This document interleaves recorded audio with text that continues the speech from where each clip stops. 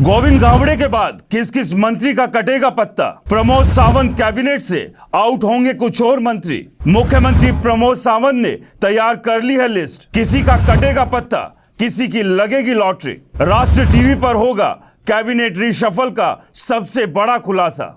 दोस्तों, गोवा की राजनीति में एक बार फिर हलचल मच गई है। मुख्यमंत्री प्रमोद सावंत ने बुधवार 18 जून 2025 को कला एवं संस्कृति मंत्री गोविंद गावड़े को मंत्रिमंडल से हटा दिया। इस कदम के बाद अब कयासों का बाजार गर्म है कि गोवा सरकार के कैबिनेट में जल्द ही और बदलाव हो सकते हैं।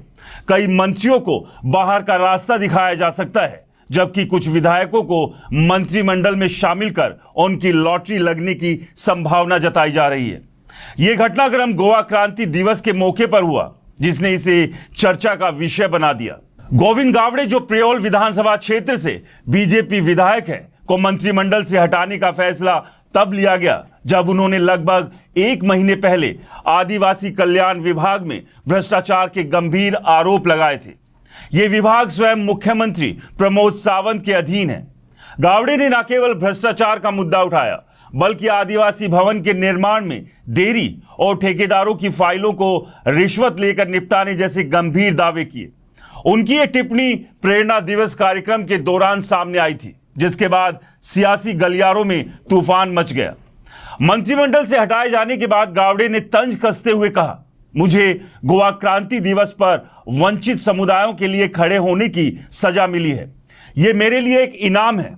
उन्होंने अपने सोशल मीडिया हैंडल एक्स पर पोस्ट कर कहा कि वो सत्ता से ज्यादा सत्य को चुनेंगे और दलित समुदाय के लिए उनकी लड़ाई जारी रहेगी। हालांकि बीजेपी गोवा यूनिट के अध्यक्ष दामोदर नाइक ने गावड़े की बर्खास्तगी की पुष्टि तो की, लेकिन इसका स्पष्ट कारण बताने से इनकार कर दिया। गावड़े की बर्खास्तगी के बाद अब गोवा की सियासत में यह चर्चा जोरों पर है कि मुख्यमंत्री सावंत जल्द ही मंत्रिमंडल में व्यापक फेरबदल कर सकते हैं। राजनीतिक पर्यवेक्षकों का मानना है कि यह कदम न केवल बीजेपी के आंतरिक समीकरणों को संतुलित करने के लिए उठाया जा सकता है, बल्कि 2022 में कांग्रेस से बीजेपी में शामिल हुए विधायकों को पुरस्कृत करने का दबाव भी इसका एक कारण हो सकता है।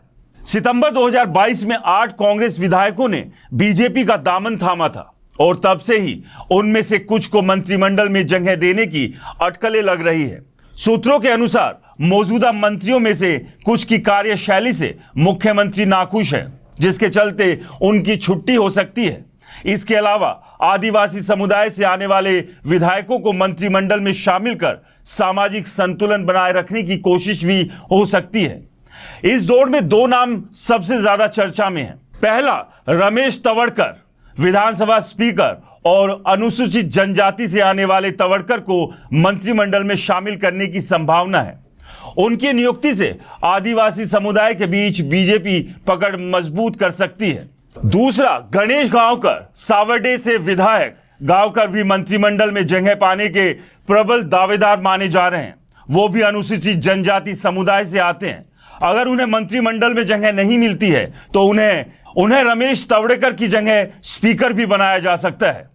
गोवा की सियासत में अब इस बात को लेकर भी चर्चाएं शुरू हो चुकी है कि गोविंद गावड़े के बाद वो कौन कौन से मंत्री हैं जिनका पत्ता प्रमोद सावंत कैबिनेट से कट सकता है। ऐसे में कई नाम हैं जिनको लेकर कयास लगाए जा रहे हैं, जिनमें 2 नामों पर सबसे ज्यादा चर्चा है। पहला नाम है एलेक्स सिक्वेरा का। एलेक्स गोवा सरकार में पर्यावरण मंत्री हैं। वो गोवा की नुवेम विधानसभा से कांग्रेस की टिकट पर 2022 का चुनाव जीते थे, लेकिन चुनाव जीतने के बाद उन्होंने बीजेपी का दामन थाम लिया था। एलेक्स सिक्वेरा को लेकर कहा जा रहा है कि उनका स्वास्थ्य बेहतर नहीं है। ऐसे में उन्हें मंत्रिमंडल से हटाया जा सकता है। इसके बाद दूसरा नाम है नीलकंठ हलनकर का। नीलकंठ गोवा सरकार में मिनिस्टर फॉर फिशरीज हैं। चर्चाएं हैं कि कैबिनेट रिशफल में इनका नाम भी आ सकता है। दोस्तों, गोवा में बीजेपी की सरकार भले ही स्थिर दिख रही हो, लेकिन आंतरिक असंतोष और क्षेत्रीय गठबंधनों की चुनौतियां कम नहीं है। 2022 के विधानसभा चुनाव में बीजेपी ने 40 में से 20 सीटें जीती थी और महाराष्ट्रवादी गोमंतक पार्टी यानी कि एमजीपी और 3 निर्दलीय विधायकों के समर्थन से सरकार बनाई थी। हालांकि बीजेपी ने 2019 और 2022 में कई बार मंत्रिमंडल में बदलाव किए, जिनमें यह संदेश गया कि पार्टी के भीतर सब कुछ ठीक नहीं है।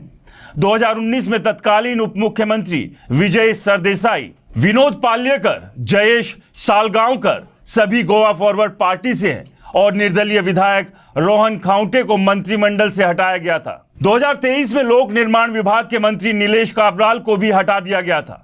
अब गावड़े की बर्खास्तगी के बाद यह सवाल उठ रहा है कि क्या बीजेपी अपने सहयोगी दलों या असंतुष्ट विधायकों को संतुष्ट करने के लिए और कड़े कदम उठाएगी। सितंबर 2022 में कांग्रेस के 8 विधायकों दिगंबर कामत, माइकल लोबो, डिलाइला लोबो, संकल्प अमोनकर, एलेक्स सिक्वेरा, केदार नाइक, रोडोल्फ फर्नांडिस और राजेश फलदेसाई के बीजेपी में शामिल होने के बाद से ही यह चर्चा थी कि इनमें से कुछ को मंत्रिमंडल में जगह दी जाएगी। सूत्रों का कहना है कि बीजेपी ने इन विधायकों से अच्छे दिन का वादा किया था, जिसे अब पूरा करने का समय आ गया है।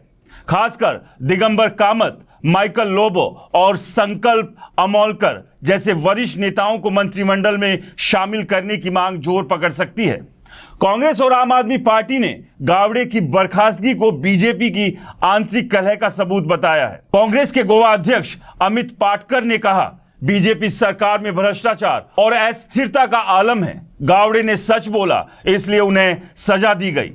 यह दिखाता है कि बीजेपी सच को दबाना चाहती है। वहीं आपने इसे बीजेपी की तानाशाही करार दिया और कहा कि गोवा की जनता सब देख रही है। गोवा की सियासत में अगले कुछ दिन बेहद अहम होने वाले हैं। यदि मंत्रिमंडल में फेरबदल होता है तो यह बीजेपी के लिए एक बड़ा जोखिम भी हो सकता है।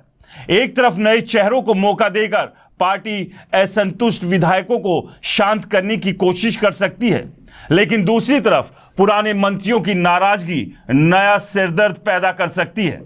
गोवा की जनता और राजनीतिक विश्लेषक अब इस बात पर नजर रखे हुए हैं, क्या मुख्यमंत्री सावंत अपने मंत्रिमंडल में बड़े बदलाव करेंगे या फिर यह सिर्फ अटकलों का बाजार है। लेकिन इतना तय है, गोविंद गावड़े की बर्खास्तगी ने गोवा की सियासत में एक नए तूफान को जन्म दे दिया है। दोस्तों, आपको क्या लगता है? हमें कमेंट्स कर जरूर बताएं। नमस्कार।